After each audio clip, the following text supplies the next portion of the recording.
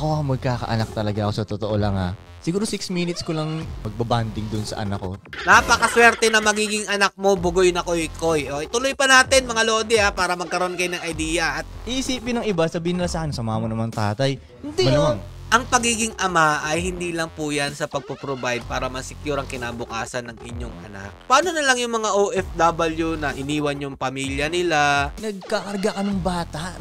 Isipin mo tol, may empire ka, tas ang gagawin mo yung trabaho ng tao mo sa baba o yung trabaho ng babae mo. Yun, anong tingin mo nila ngayon sa leader mo? Ang ginagawa kasi nila dito, kumbaga parang nag-a-advise sila paano yumaman. Kung ito yung mga tao na mag-a-advise sa atin, paano maging mayaman, paano maging ama, siguradong masisira lang ang buhay nyo.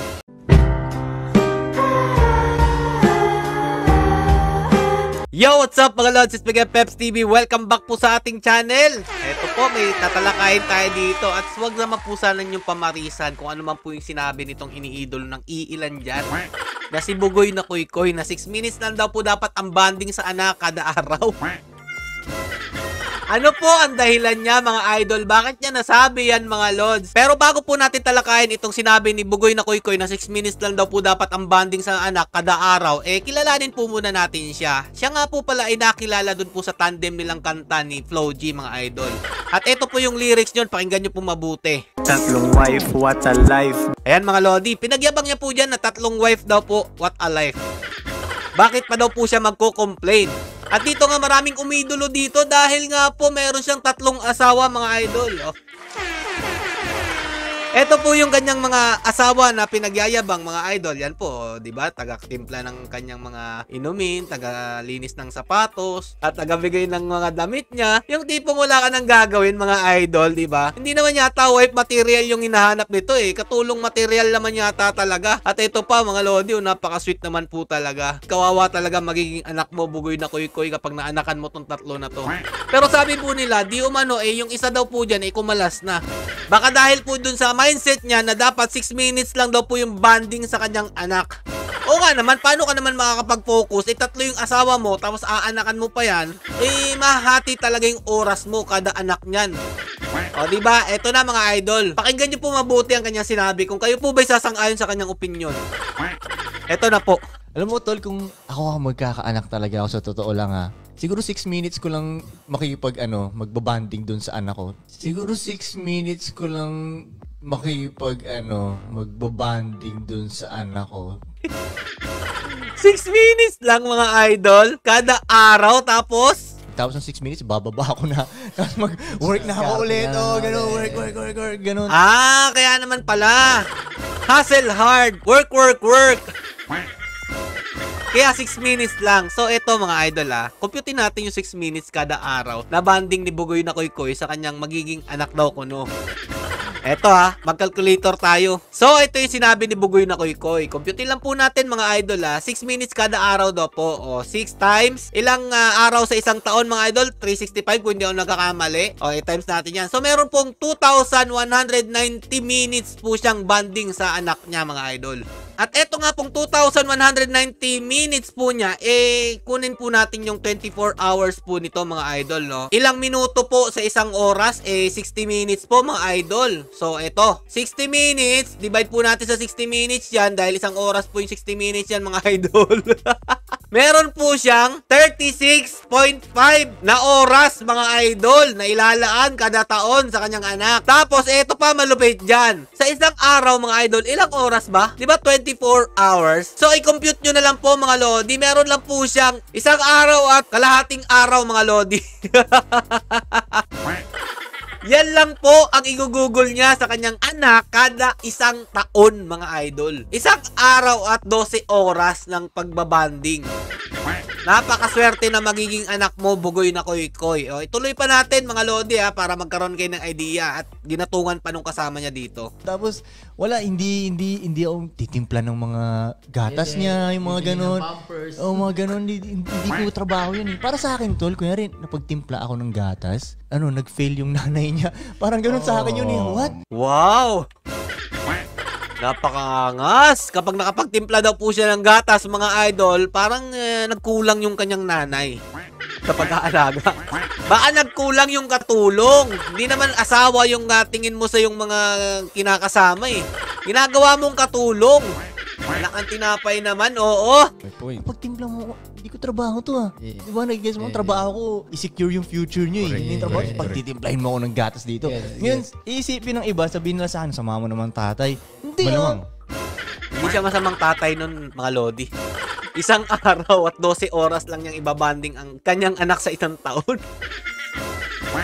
Dahil sinisiguro daw po niya ang kinabukasan na magiging anak niya. Bravo! Palakpakan po natin si Bugoy na Koy-Koy. Talaga namang kung sino yung umiidolo dito, ay ewan ko na lang sa inyo. Gayahin nyo para marami kayong mademandang mga ama. Dahil siniguro nyo ang future ng inyong anak, hindi na kayo kailangan magtimpla ng kanyang gatas. Hindi nyo na ibabanding na matagal ang inyong anak. Itatakwil kayo ng anak nyo. Sigurado yan pag nangyari yung mga ganito. Huwag nyong sisihin na hindi kayo mahal ng mga anak nyo. Huwag nyong isisi doon sa wife nyo. Huwag nyong isisi doon sa tinuturing nyong katulong. Oh, kayo mga lodi, ito sasabihin ko sa inyo. Ang pagiging ama ay hindi lang po yan sa pagpo-provide para ma-secure ang kinabukasan ng inyong anak. Kailangan nyo rin silang gabayan at turuan paano mabuhay ng mapayapa, may takot sa Diyos, at kailangan makihalubilo sa kapwa. Hindi yung isi-secure nyo lang, okay na. Ang lupit mo talaga. Ganon ba talaga katindi kapag nawalan ka ng ilang oras, hindi mo na magagawang masecure ang kanilang kinabukasan? Napaka-hustle hard mo naman yan, Bugoy na Koy-Koy. Tinapay naman, oh. Tuloy pa natin. Di ba yun ang sabihin nila? Hindi, no? Para sa akin nga, tol. Tama yung ginagawa Bilang mo. tatay, tol. Tama daw yung ginagawa, mga lods. So, pakinggan nyo. Para sa akin nga, tol. Tama yung ginagawa Bilang mo. tatay, tol, nag-waste ka nga ng time pa nagtitimpla ka ng gatas. Imbis na Make nandudun money ka, ka dapat. gumagawa ka ng pera doon para ma-secure yung pamilya mo, nagtitimpla ka ng gatas. Nasayang yung oras dahil nagtimpla ng gatas. Ako mga idol, hindi naman po sa nagmamalinis, pero bihira lang naman po din ako magtimpla ng gatas. At yun talaga kapag kailangan na. Pero yung tipo naman kasi na nandito lang kami sa bahay, mga idol. Magkaiba naman talaga tayo ng lifestyle. Pero kung ikukumpara kay Bugoy na Koy-Koy, sobrang hustle hard mo naman nun. Sobrang yaman mo na siguro ngayon, talagang hindi na ma-reach. Bawal kang maubusan ng oras dahil nga po maghihirap ang inyong pamilya kapag nagkaganon. Eto paano na lang yung mga OFW na iniwan yung pamilya nila? Asam na asam nga silang makasama ang kanilang mga anak at asawa o yung husband ba dyan dahil nga malayo sa pamilya. Dahil lang gusto nilang isecure ang kanilang pamilya. Yun, naiintindihan ko pa yun mga idol. Pero yung ganto, sinasabi ni Bugoy na Koy-Koy na kailangan isecure ang pamilya. Bawal nyo ko pagtimplahin ng gatas ng aking anak. Dahil hindi ko trabaho yan. Nagigets nyo ba ako mga lods? Jobs ang pinaka-ice cold dyan. Nagkakarga ka nung bata. Isipin mo, tol, may empire ka, tas ang gagawin mo yung trabaho ng tao mo sa baba o yung trabaho ng babae mo. Yun Anong tingin mo nila ngayon sa leader mo? Yun yung point. Natulong ang turing nila dun sa asawa, mga idol. Anong makikita ng mga tao, yung mga empire nyo na ganyan-ganyan ginagawa ni Bugoy na Koy-Koy? Sa tingin nyo ba matutuwa yung empire mo? Parang ganun yung pagkakaintindi ko, mga lodi. Oh, eto pa! Yun yung point ko. Diba? Halimbawa, nakakita ka ng hari, si Genghis Khan, makita mo, yung 200 anak niya, pinagtitimpla niya ng gatas araw-araw, tapos hinihili niya pa. Hindi yun. pwede Ang trabaho yun. ni Wow, hari. Kinumpara sa hari. Yun, baka maintindihan ko pa, hindi dapat magtimpla yun dahil hari yun.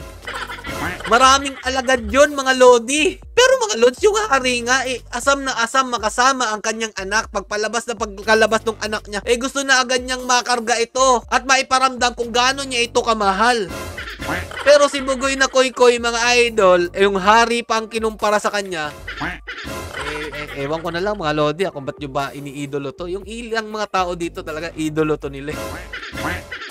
Pero as a influencer, mga lodi, kung nag-i-influensya ka ng tao, ang ginagawa kasi nila dito, kumbaga parang nag-a-advise sila paano yumaman. Alam niyo yun, mga lodi, kung ito yung mga tao na mag-a-advise sa atin, paano maging mayaman, paano maging ama, huwag nyo na lang pakinggan siguro kasi siguradong masisira lang ang buhay nyo. O siguradong hindi po talaga magiging successful ang buhay ninyo kapag sila po yung nag-advise. 6 minutes mga idol, kada araw bonding sa anak.